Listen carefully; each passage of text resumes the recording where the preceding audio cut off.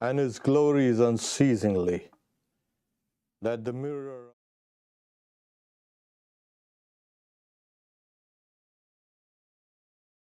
worldly lust raging furiously within. O name, stream down in moonlight on the lotus heart, opening its cup to knowledge of thyself. O self, drown deep in the waves of His bliss, chanting His name continually, tasting His nectar at every step, bathing in His name, that bath for weary souls. Various are thy names, O Lord, and each and every name thy power resides. No times are set, no rites are needful for chanting of thy name. So vast is thy mercy. How huge then is my wretchedness, who finds in this empty life and heart no devotion to thy name. O my mind, be humbler than the blade of brass.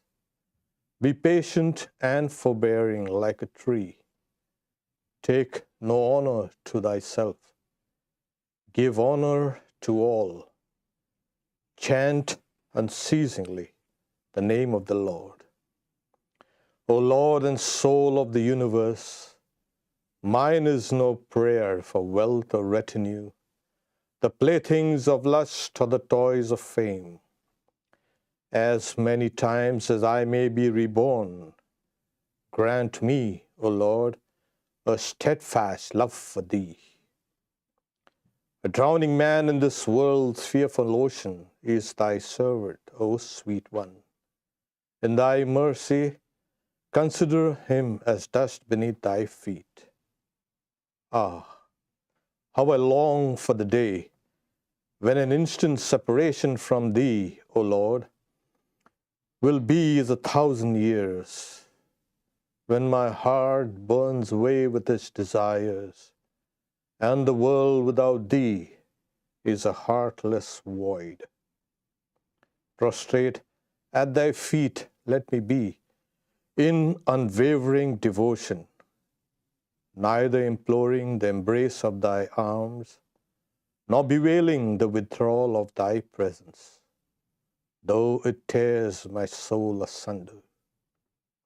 O thou, who stealest the hearts of thy devotees, do with me what thou wilt, for thou art my heart's beloved, thou and thou alone.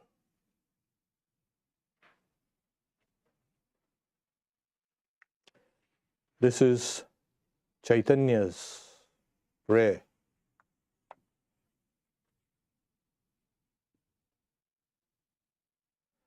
Mantra Shakti. Before we go into it, let us quietly reflect on that luminous being that is within all of us.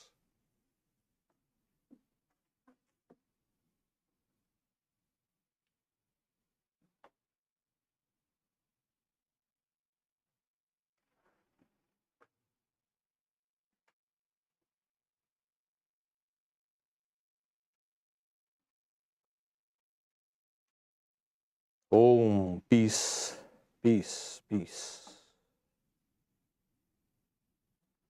Mantra Shakti. A mantra implies repetition. But it's not a mindless repetition.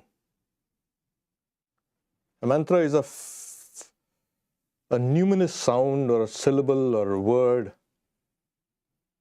or a group of words, phonemes. It's an aid to spiritual life and to all types of life. So it's a mystic syllable. And what it does is it opens up one's own mystic dimensions.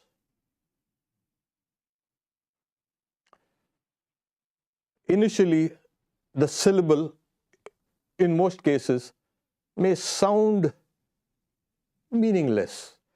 I mean, you cannot clearly define what the meaning of the word or the seed word is. But as we keep on repeating,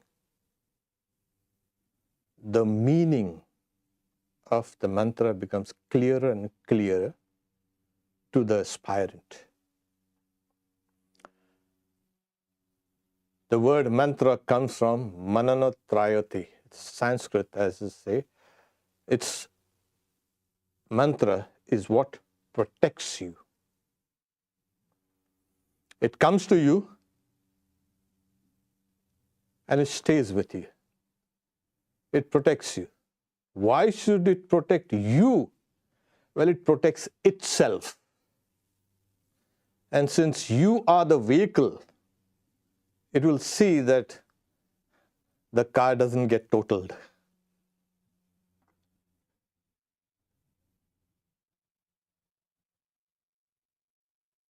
That implies that there is something in it which is alive. Okay. So when we repeat the mantra, the general, you can say, complaint, the mind is restless. Obviously, the mind is restless and has to be restless. That's the nature of the mind. So the other complaint is, because the mind is restless, we can't do the repetition of meditation. Well, that is wrong. The mind's restlessness itself is used as a medium to repeat it. So it is channelizing your energies. That's what the mind can do. Okay. Of course, a wrong repetition,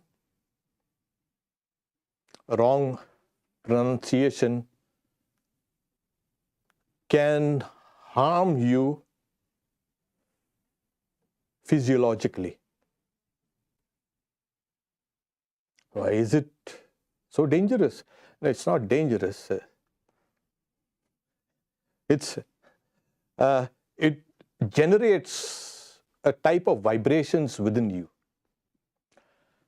That is, all your vibrations start kind of harmonizing with the mantra vibration. The common example given is, if you tune all the instruments alike in a room and you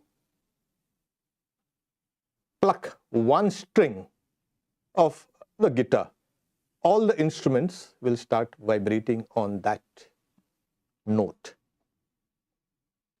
So similarly, when one repeats the mantra, all the other vibrations will start coalescing and vibrating on that key. And this is kind of known. So the mantra is transmitted by a recognized guru to a disciple, and a kind of a bond is forged. The guru takes part of the disciple's karma and injects his or her personality in the disciple. There are people who have not realized the importance or the spirituality of the mantra that they transmit. And these are the unqualified, or people pick up a mantra here or someone there, and they like something and they keep on repeating. It depends, the mantra that is given to one depends on one's personality. And one's personality is just not on the surface. It has different layers. And the Guru will detect what appropriate mantra is good for this aspirant. It's not just a random selection of mantras. So give this. Sometimes the mantras appear to you before the Guru can give it to you in the form of a dream or a vision. Holy Mother says, Japat Siddhi. So, perfection is attained through Japa. What is perfection? Spiritual perfection. And that means that mantra has the potency to lead itself to perfection. It just needs your love and care. So one needs faith and devotion and purity and love for what one has received. And this is considered a spiritual rebirth. People get frightened for rebirths. This is a rebirth, but you're born in the spirit. It's a kind of a fire that's entered into you in a seed form. And that is going to transform you. So the very fact that every mantra has a potency to sprout. It's a seed, a sprout, has to be nurtured. Slowly it grows and grows. And that means the mantra has also the potency to bring about its own fruition. That means there is some consciousness there. Or you might take it, these are the laws of karma, that as you repeat it, the results will come back to you. So there has to be some consciousness. It is called mantra chaitanya, the consciousness of a mantra. It's not something dead. A syllable is not dead. It's alive. And if you neglect it, it's not going to be neglected for long. It's going to give you trouble. But, however, it's going to stay with you and starts making you feel guilty. Oh, I'm not done enough.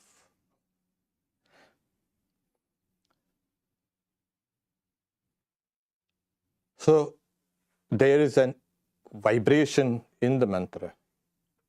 That's that energy, the power, or you can say Shakti.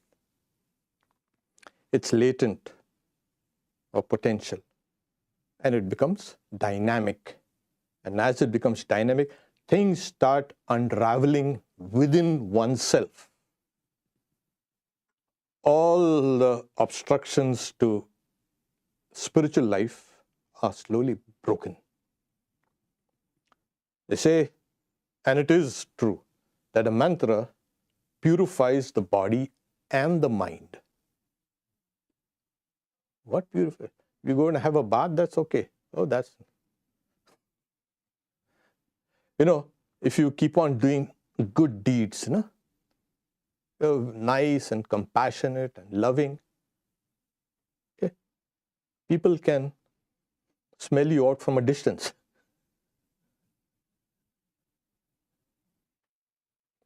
Yeah, it's your karmas that gives off a kind of a fragrance. If it's a good karma, it gives you nice fragrance. If it's a bad karma, you recoil.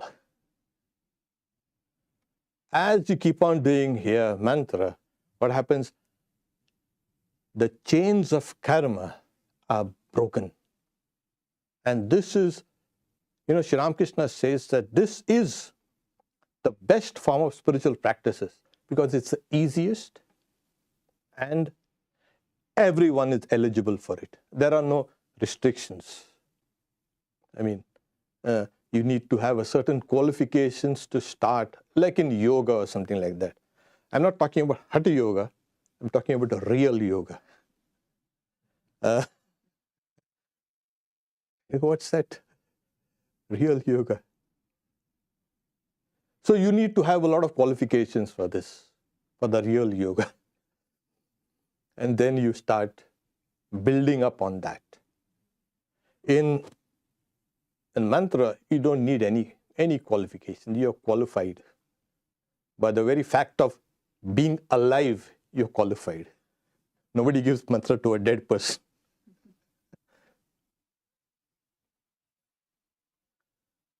So a living seed is planted in a living, you can say, soil. This field, if it's ready, wonderful. Even if it's not ready, Sri Ramakrishna says, you see, the shoot of a plant is so tender, but it can break the hardest ground and penetrate and take root there. And you start germinating and then becoming a tree. The mantra has that power. It drills there within you. Okay. So after long years of repeated, devoted practice, the mantra becomes awakened. What do you mean awakened? Yeah, there's a difference between like ordinary humans and awakened human beings. I mean, I'm not talking about just enlightened human beings, just awakened. That person has his or her consciousness unfurled. Their consciousness is not just limited to one's body and needs. It now starts oozing out. So the mantra helps in this. It awakens that person. As I said, it leads you to perfection. It's the easiest thing. So this potency implies that there is a power. And what is that power? It's a power within that name. It's a word or a symbol or a syllable. Okay, we will see where does that come from. Now, everything in this universe is in a constant state of flux. Constant. Well, if there was no movement at all, we would die.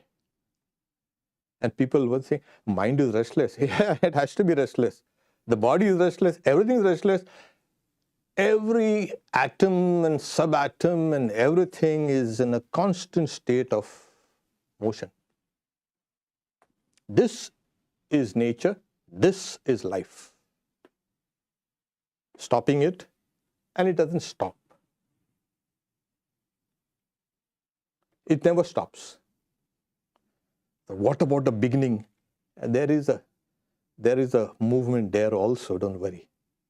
Since it's not part of the main subject, we'll just look at it briefly later on. So this world is nothing but movement. And movement implies power, energy. Oh, it's called Shakti. The word Shakti now is an English word, like the word mantra. It's now English. Okay. At the same time, we have a dual, you can say, perception. Why? Everything is still, everything is static. I'm the same person that I was yesterday, 10 years ago. Same person. Yeah. Now, this illusion of unchangingness is also necessary for life to flourish. If everything is mutable and changeable, why bother? Why work? Finally, we are going down there. life will end there. What's the point? There is a persistence in human consciousness that makes one feel, yeah, things are stable and I can work, I can achieve, and I can this. So this has deluded, this dual perception has deluded philosophers for ages and ages. What is the nature of the world? Is it change? Is it unchanging? We'll see what the Vedanta says. So this change and changelessness, as I said, is essential also for life to flourish. So from this you can understand that, one, the body and the mind is a part of nature. We have the strange feeling, yeah, the body is part of nature, we can understand that. And the mind, no, mind is separate. No, the mind also is a part of nature, which has both the dual aspects of change and changelessness. Some people take the unchanging as real and the changeable as an illusion. And some people take the change as real and the unchanging as illusory. If we can perceive this motion all over, everywhere, from the highest, not heavens, but all the massive universe out there, it's mind-boggling. We hardly know a little of it. Till the atom, if there are changes there, everywhere, that is perceived, it must be that this universe with its nature was in the beginning also, and it will remain in the end also. You cannot have some emerging and staying out here changeable and say the beginning was unchanging and the end was unchanging. No. That will persist because it's a very nature of the world. So in this, there are these local and global and overarching laws, and they're perfectly synced. One of the overarching laws are that nature is cyclic in nature. What you start now will come back to you. Here. And that is the law of karma. Or the power of the universe itself works on certain principles called laws.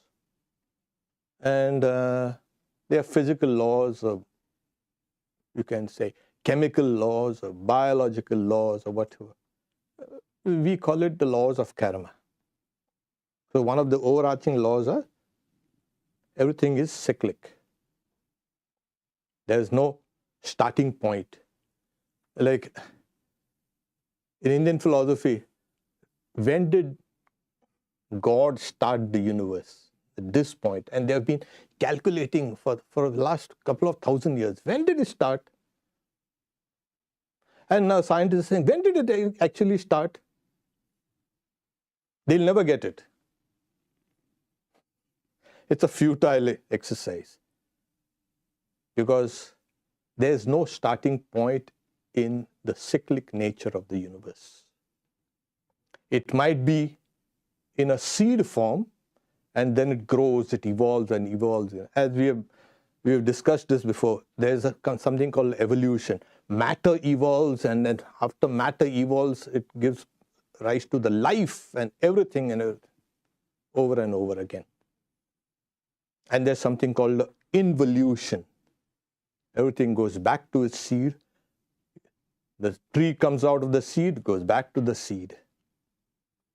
And another tree comes from that same seed. And over. Everything in this universe repeats itself. So this is the cyclic nature of this universe. So energy or power or Shakti is constantly in motion, constantly in a cyclic fashion, designing all these things. Every mantra is associated with a deity. All mantras. You just cannot have a mantra. It has to be associated with the deity. And let's look at it from a different perspective. We are always fascinated with power and energy. Anything that moves and shifts, and your perception goes immediately to it. In human evolution, we also, our ancients, they also saw movements in the suns and the moons and the earthquakes and the volcanoes and the hurricanes and the storms. And oh my God, look at this. They saw those movements. Sometimes these movements were benevolent, sometimes they were malevolent.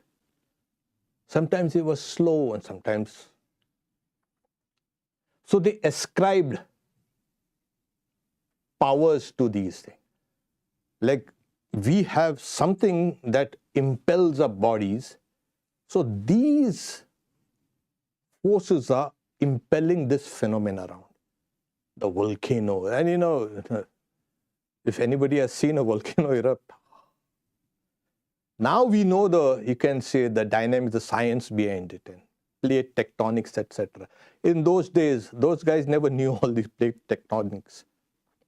So they started ascribing powers to nature. And slowly, these are abstract, but then all of us, we like to have something concrete. We don't like something abstract. You say, what is power? Power is so abstract. What is electricity? It's abstract. When you talk in terms of, electrons, ions, I see. But something that's abstract is not easily understood. So they concretized it with the deities. So we had the deity of the rain and the sun and the moon and the stars and the mountains and rivers, and everywhere they're filled with deities. Today we call it pantheism. But what we don't realize now, but they were ascribing personalities to those abstract powers. And human nature is always, when you see something grand and glorious and beautiful, you automatically want to ascribe or you want to venerate these powers. That's human nature. The idea of worship is instilled in us, in our very being. Anything that's lofty and grand, we want to worship it. So these powers, etc., were understood. And today, like the ancients, they were fascinated with movement and power and energy and all this thing. Today we are basing our entire societies on what? On power, cheap power. And whether we want oil or no, there's a big fight. So it's an energy war we are waging. So we too are fascinated with energy or power. But in this case, what happens is these deities, they had a personality, they had a name now, and they had a mantra, a syllable attached. We will see how it came about. But nature now appeared not as dull, static, meant to be exploited. It was something divine. That's why the Bhagavad Gita says, Daivi Hesha Gunamai. That is, this nature, this Maya of mine is divine. It is not something a man has been given the rights to lord it over everything. Now we are understanding what lording it over means. So we are putting ourselves into a dangerous situation. So to have a connection with this environment, with the external world, is extremely important. In fact, spiritual life begins there.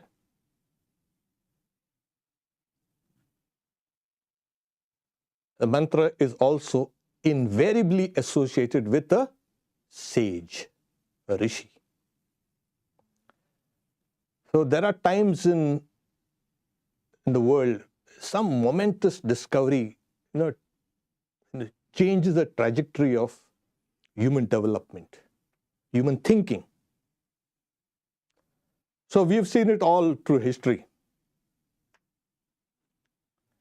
So in the spiritual world also, there were some momentous events where the spiritual laws were discovered. And these were called the Rishis, sages. The Rishis, because it's called mantra drashta, one who sees the mantra. This mantra that you all have, whatever, have been seen, realized, that is perceived. It's not just a figment of somebody's imagination. Oh, this sounds, it's nice. Let's make it a mantra. It doesn't happen like that. It has been seen, perceived. And how? You play football and you get a vision of that mantra? No, is it just serendipity or is it a fluke or chance? No. It's through the power of yoga that these select individuals, they intuited this vast universal laws. And they brought out the universal laws in a small formula. Like you say, oh, Einstein's E equal to mc square. You know what is behind? We just parrot it out. You know what's behind the whole thing? The whole branch of physics is behind that. So similarly, these Rishis also, they saw something, they experienced it, and they brought it out in a formula. To the uninitiated, E is equal to mc square is exactly like that, meaningless. But for one who knows, oh my God, it opens the entire vista in the mind. Oh, this is what it means. So these sages, they were also what is called Krantadarshi, that is, they knew the past, present, and future. Their perception gave them that vision. Because, as I said, if there's movement here, there has to be movement in the beginning also and in the future also. If you intuit something here in the present, you will know that it existed in the past also and it will exist in the future also. They had that. So what we do when we repeat the mantra is, you are breaking your own, you can say, chains of the moment or the present and pushing back time. Not in the physical sense, but you know things like you look at this chair and then you say, okay, you see this chair. When the sage or Rishi sees that chair, it will know its entire creation or its process, where it was created, when, and how it will finally end, the transformation. It will see its entire history. So when you see a person, you'll say, oh, the person is nice. You see the person, you can see the entire history of that person. These guys, when they saw that thing, they saw the entire history of the world. That is why they are venerated.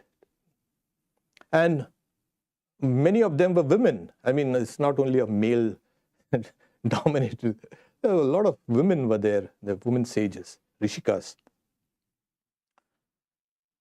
So these laws, spiritual laws, written in a formula or a syllable, became what is mantras. And then where are they collected? Now they are collected in just one or two. There are hundreds and thousands of these laws. They are embodied in what is called the Vedas. Vedas means knowledge. It's not a book. The knowledge of the spiritual laws is called the Vedas. So people translate it as poetry, but these are called mantras. The entire body of literature of the Vedas is called mantras. You cannot call it verses or slokas or whatever. It's mantras. So each, you can say, hymn is ascribed to that sage. And these, as we repeat those mantras, we got to remember the sage also. That's being reverenced to. We've just, it could go on and on and on. I don't know. But I'll break it up briefly. It's kind of, okay. Now, there are two aspects in creation. Now, you talk about energy and movement and something that changes and something doesn't change and something slow, whatever. All these things can be summed up into name and form. Everything is bound by the laws of name and form. The body is a form, the mind is a name. A name or a word. This word that we speak and you listen, you hear it, that's the physical manifestation of sound. Behind that sound is the idea. So the idea is always associated with a form. Sometimes it becomes gross in the sense of, sometimes it becomes concrete. Sometimes it's just an idea and the meaning. So this name and form is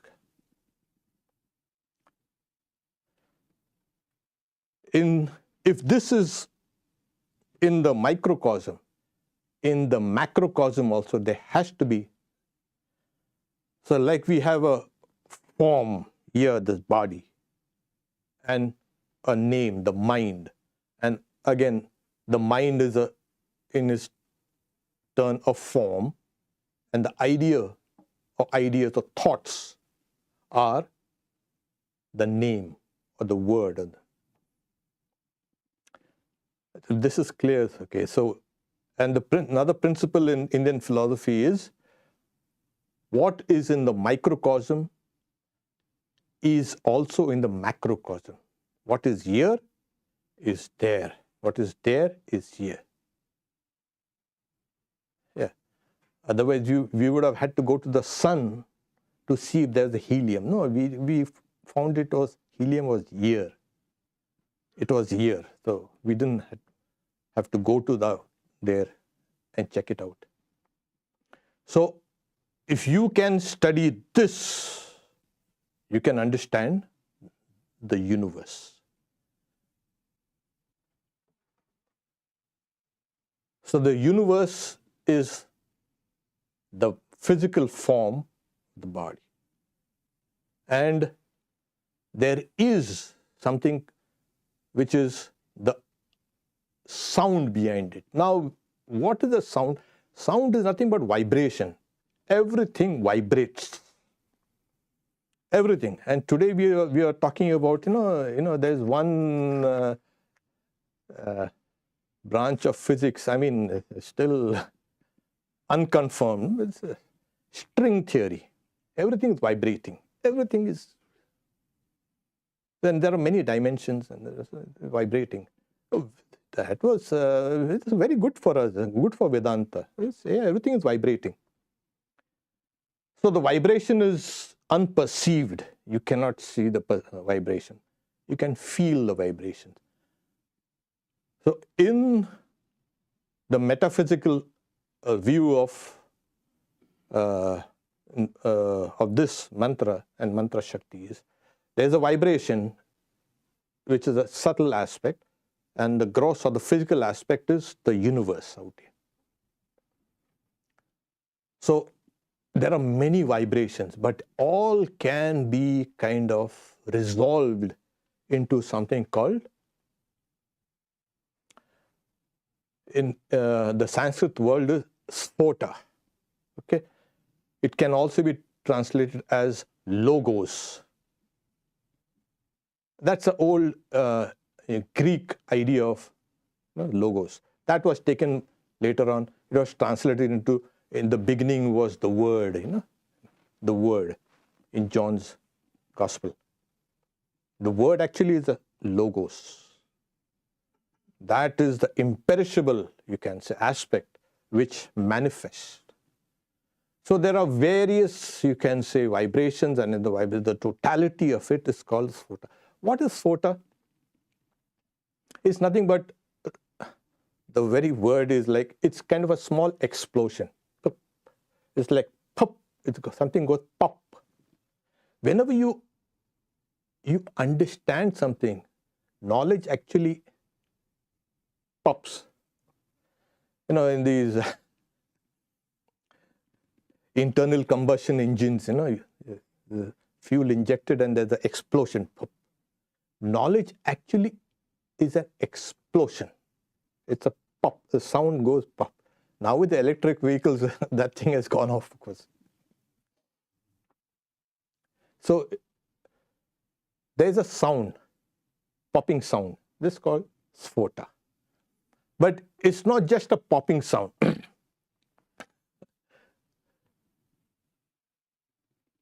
This sound is conscious. Because as I said, it's knowledge, something, you get knowledge.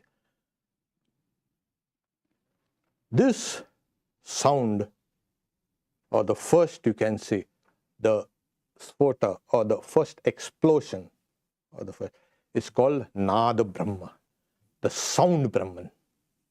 Brahman as the sound. I think that is much better than the sphota. So it is the sound. This entire universe is sound. Sound is nothing but energy, of course. Okay, now that, so what is the Brahman? Let's put it like that. The Lord first becomes conditioned as knowledge and then manifests as sound, or the kernel of all names and forms. So what you see is the manifested aspect of knowledge, which is God. Oh God, oh my God, oh my God. You see, we have to start with everything has to be divine. What you're seeing is a gross and physical and all, you're wrong. Has it been experienced? It has been experienced. That everything is divine. And that's the reason why, we have ideas of the soul, or you have ideas of the mind, and everything has a mind. Wherever there's life, there has to be a mind. So the cause of all this is that first Brahma, or the Nada Brahma, or the sphota, got conditioned as a sound and then manifested as name and form. And this is what is there in the entire universe. This is the power. And then he'll say, okay. So that original, you can say, the vibration or the power that started the whole thing, where is it? Oh, it's there within you. How do I unravel it? Through a mantra. And now the mantra starts unraveling itself. In fact, the mantra is a projection of your own divinity, of your own powers. It's a symbol. It has been projected for you to meditate upon. And as you keep on meditating deeper and deeper and deeper, you come down to your very core. Your core, you go to the core of the universe. So the power of the mantra is the power of the universe within you and within all of us. I am so small and weak and helpless and hopeless, and everybody in the world says that this person has got nothing, a loser, a failure. And that's what the world keeps on telling you. The mantra will tell you, oh no, the power of the universe flows through you. If you can pick it up, be one with it, you will attain to those highest states. You will become the universe. People say, oh, what does it confer? What perfection does it confer? You stop thinking of yourself as this small Miss or Mr. X or Y or Z or whatever. And then you start thinking in terms of your macrocosmic dimensions. So the mantra starts small as a seed, grows and grows and grows, and you grow with it. As I said, you're the kind of receptacle, grows with it. And then as there's a, you can say, aphorism about this mantra.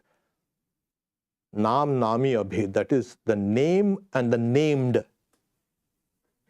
are not different. You will find that mantra sound actually was your real name. Your real identity was that mantra, not the one you have conjured up or what the society has made you into or what you have cooked up in your own imaginations. That these all will be ripped off. You will find that, oh, my real identity, my real name is the mantra. That is perfection. Then what about the guru and then the sage and the guru and the presiding deity, etc.? They all merge inside the mantra. The deity will merge inside, the guru will merge, and you also will merge in there. What remains then? Just a mantra. But everything is there within it. Get to that point, then you come and tell me. You might think, there's no ice cream there. Oh, what ice cream do you want? You will have the whole universe for you. So this is the power, the Shakti of a mantra. I've kind of simplified it. There's a very good book, The World as Power and the Power as the World, by John Woodruff, Arthur Avalon.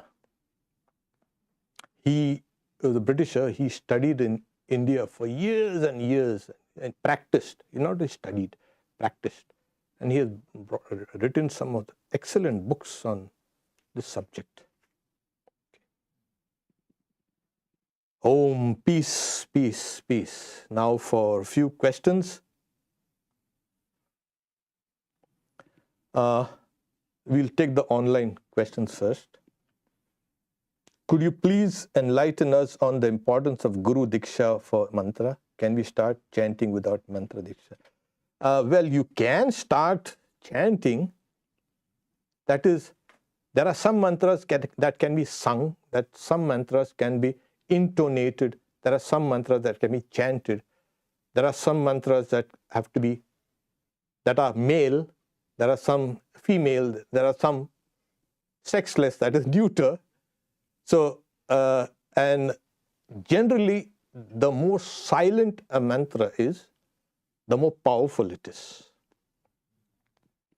So you can take up a kind of a provisional mantra, whatever you can take, but you need to have a kind of an accredited teacher conferring on you a mantra.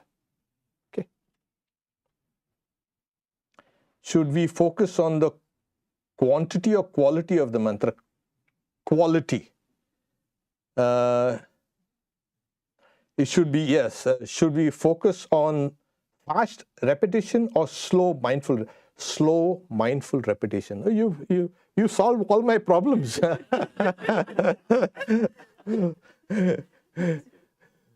It is slow mindful because it is an aid to meditation. So as we keep on doing repetition, slowly, the repetition will get slower and slower. The vibrations will get slower and slower, and then they will merge into meditation in that great silence. That's how do we know if the mantra japa is working or not? How do we know if the mantra japa is being correctly done? There will be a definite change in your personality first. That definitely. And then you will have, like I mentioned, dreams or visions. Secondly, not secondly, you will feel your mastery growing over your own body and mind. So these are the first signs that your repetition is being done correctly. Then your subconscious mind, which we are our subconscious mind. I keep on saying consciousness is a thin film on the surface. We are just a subconscious.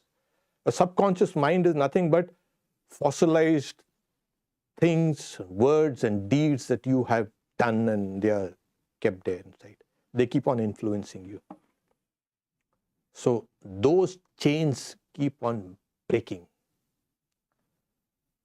So your old traumas and all these things, all the things are getting neutralized. So keep on doing japa. Okay. Swami, is Om chanting the same as mantra chanting? Yes. Om is the mother of all the mantras. It's not only the mother, it's the mother of all the Vedas. Not only that, it's the seed of the universe. The creator, he starts with Om, and the whole universe emerges from that sound. Okay, sometimes I find myself unknowingly chanting the Guru mantra in the mind, even while working, doing worldly, if not naughty things. Is it okay or this? Oh no, fine. Oh please, that is what's going to save you from everything. Keep on. That mantra will suffuse your conscious and subconscious. You keep on doing it. You don't have to worry about being disrespectful or no, nothing like that. So what happens is, at least now there's a consciousness, there's a mantra going on. Oh, okay. So you keep on doing it. If anybody says, who has told you, you quote me.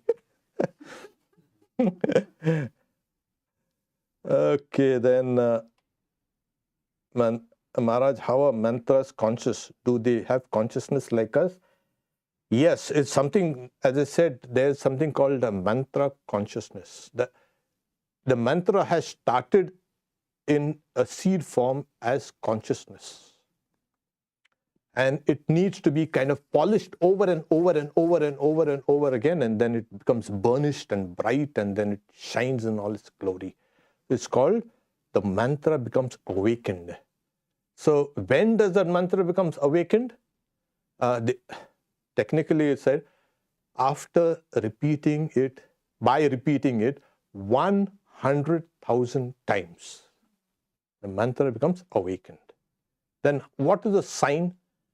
It will keep on repeating by itself.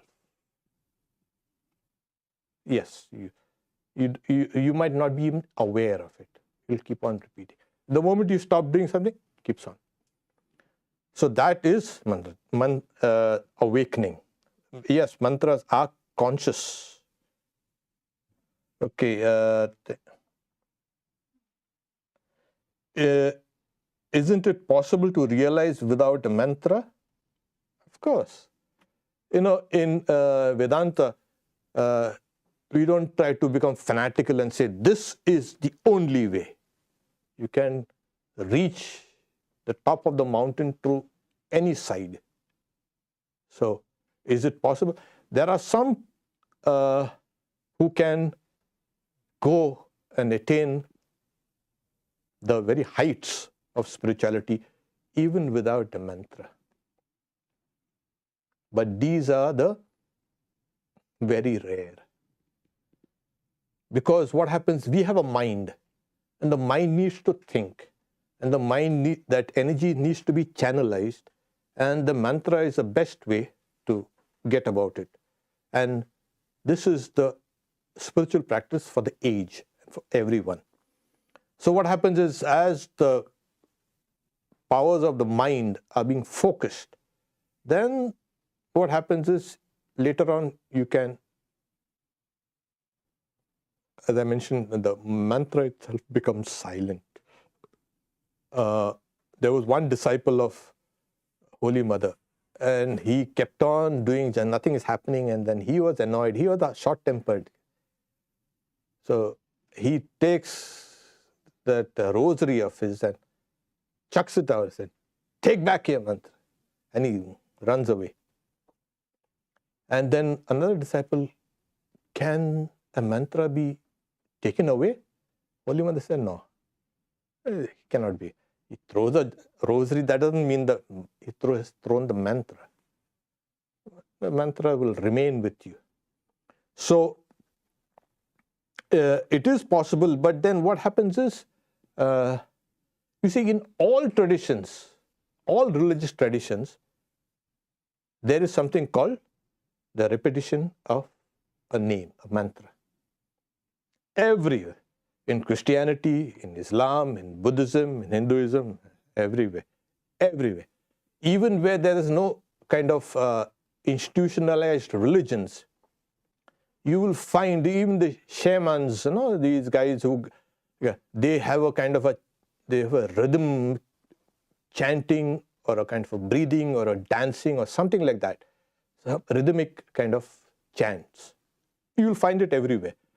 So it's not a particular nation or a culture discovered this secret. No. It's there all over.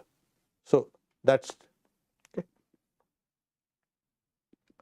Okay. Do we have any questions here?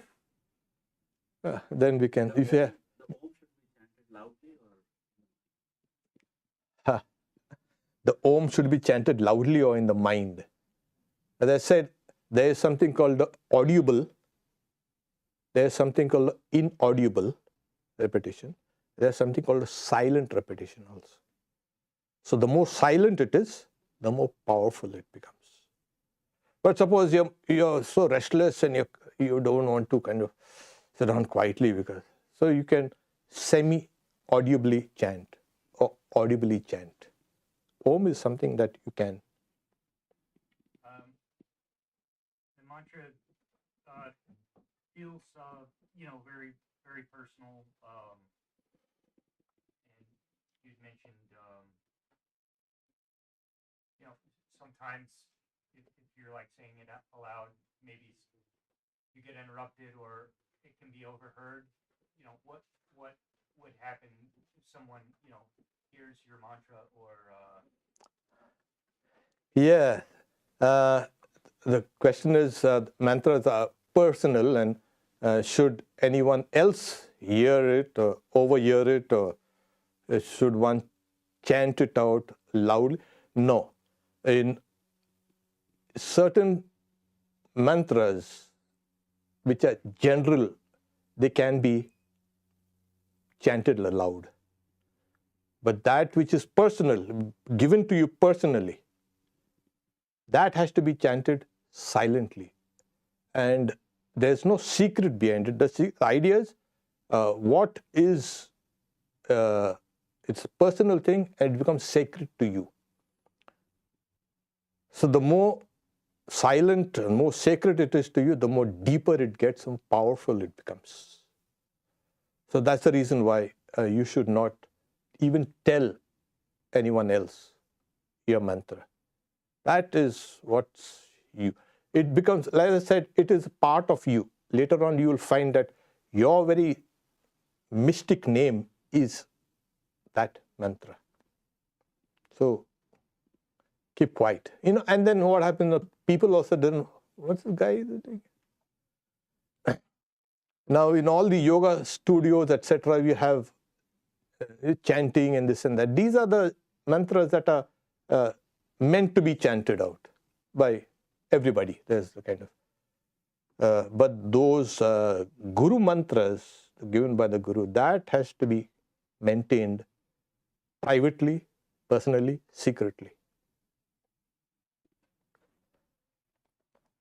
I will take the rest of the questions if they are in the library. So we have today at 7 o'clock Ram Nam. So those who are interested can come. We also have next Sunday is 24th of December.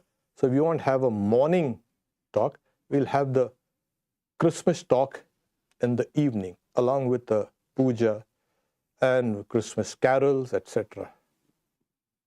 from 5 onwards. Om Shanti Shanti Shanti Harihi Om Tat Sat Shri Ram Krishna Arpanamastu.